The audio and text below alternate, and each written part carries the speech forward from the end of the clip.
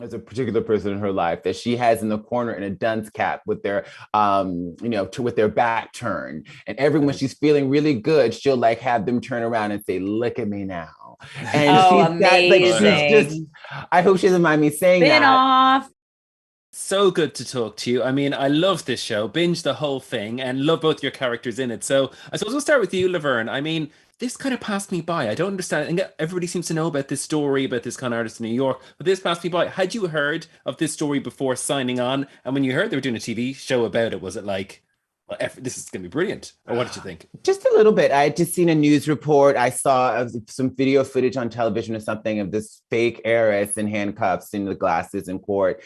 And then I was like, oh, that seems wild. And I just went on with my life. And when Shonda approached, then I read about it and was like, oh my God, and literally became obsessed and started reading everything I could about it and was just endlessly fascinated by the story. And I'm actually still obsessed with it, even after all these years of shooting it and knowing what happens. It's still a riveting story. It's riveting American sort of dream story gone awry.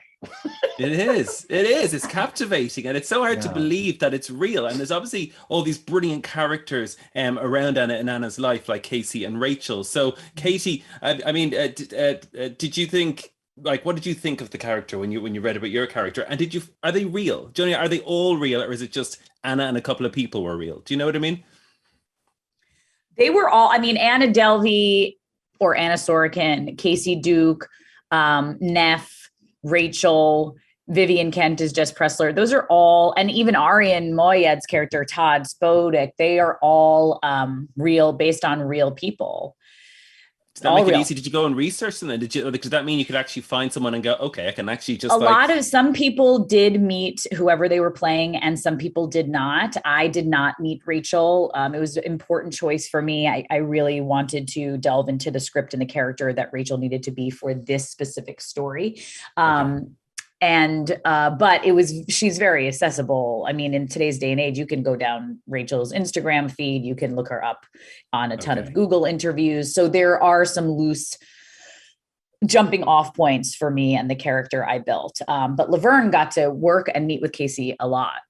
I did. Did you really? What was she like? I did. Casey's an amazing person. She's very grounded, very spiritual. She's fun and she's vibrant. I worked out with her. The first day I met her, we trained. And then I had a 4-hour lunch with her and she told me her life story. She is soulful. She's spiritual. She's sexy and very sexy. Casey's a very sexy and sexual woman. And that is so inspiring for me. I love that I got to play. I mean, Casey is in her 60s when this all happened. And she's, I think, 65 years old now. And so I don't know if we still don't see enough women in their 60s, you know, being sexual and having hot men pursue them, and why not? And so I love that is the truth of Casey's life and that we got to sort of dramatize that on the show. She's also a legend in the fitness industry. She, has trained everyone from Denzel Washington and Lenny Kravitz to Dakota Johnson. Madonna went to her workout class in the 80s. She has workout videos. So she's a legend in the business. She is the co-founder of Equinox. Okay. So she is really a living fitness legend, in my opinion, that a lot of people don't know about it. I hope this show will bring Casey to more people's attention and they'll understand how important she is and give her flowers and celebrate her. It sounds like she should have her own spin-off Netflix series, to be honest with you. That's a pretty Casey impressive... Casey deserves a spin-off. If you knew Casey's life story, girl, it is riveting. And she told me everything in confidence, but I was riveted by her story and I was in tears from her story and I was inspired from her story. Casey always says, the past is our teacher, the present is our creation, and the future is our inspiration.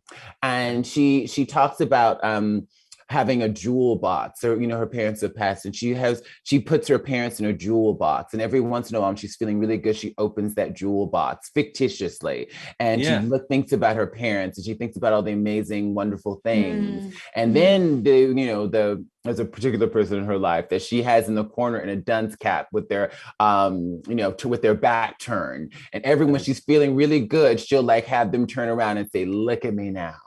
And amazing.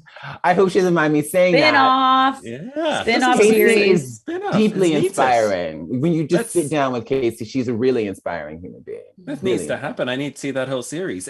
Katie, I mean, we've mentioned Shonda Rhimes a little bit earlier on with Laverne. You were in Scandal, so was coming to this just like I want to go back and work with Shonda? Was that a part of the attraction?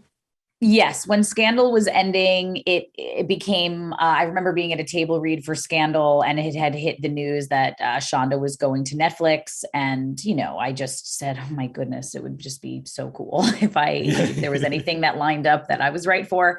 And Shonda and I are friends in real life, and I joke around with her constantly, like I'll be waitress number 4 from the right in anything you ever want. So when I heard that it was the Anna Delvey story, I ran home, Googled around and thought, oh my goodness, I could really be right for a character in this world. I'm sure Anna Delvey's got friends. And about a year later, Shonda called me and said, I want you to play Rachel. Well, she texted me and said, can you talk? And I was like, heart palpitating, and then she's like, I want you to play Rachel. And brilliant. I said, and she told me a lot about the part, and I had known about her, and I thought, wow, this is going to be really hard and exciting. And I'm terrified, but I love being afraid of anything I get to play. I feel like brilliant. It's a sign that you're doing it right. And she's such a great character as well. Thank you. It's brilliant. She is. I mean, the whole show, to me, watching it, everything takes that spin and turn in episode 6. I mean, that's why Morocco was such a big episode and such a big deal. And that's Casey's episode. It's just, it's where everything starts to crumble. I feel like we're on this ascent, and then 6 is where everything starts to go the other way. It really is. And before we go, Laverne, I mean, 4 Emmy nominations. I mean, you must be so proud. Like, what is it like to go to the Emmys and be like the first openly transgender actress to be nominated in the first place, which is crazy anyway. But being you, everybody was just so delighted. Did you feel the love and the energy from everybody in the world when that first Emmy nomination came in? Oh yeah, it was magical particularly being a New York actor. We shot Orange Is the New Black in New York, and so my first Emmys, I got to go as a nominee, and we had 12 nominations for the show, and the whole cast was there, and we were really welcomed into Hollywood with open arms in a beautiful way. And that first time was magical. And what I'm most proud of, it's not that I'm the first openly transgender actor to be nominated for an Emmy in an acting category, but I'm not the last. And that there are other trans folks who've even surpassed where I've been at award shows. I'm thinking MJ Rodriguez, of course, Michaela J.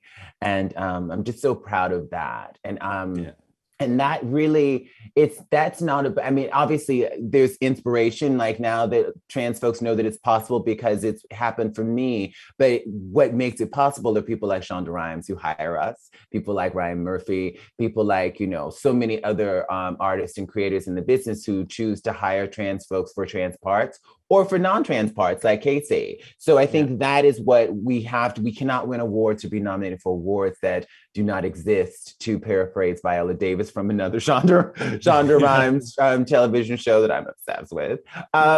We can't win awards to be nominated for awards for parts that don't exist. So I want to celebrate those folks who hire trans actors and encourage more creators to see the talent and see that we can play a plethora of roles and really deliver, that we can show up, be professional and deliver for you, and maybe even get some Emmy nominations or Golden Globes and whatnot. Yeah. You smashed that ceiling. Congratulations to both of you on the new series. It's brilliant.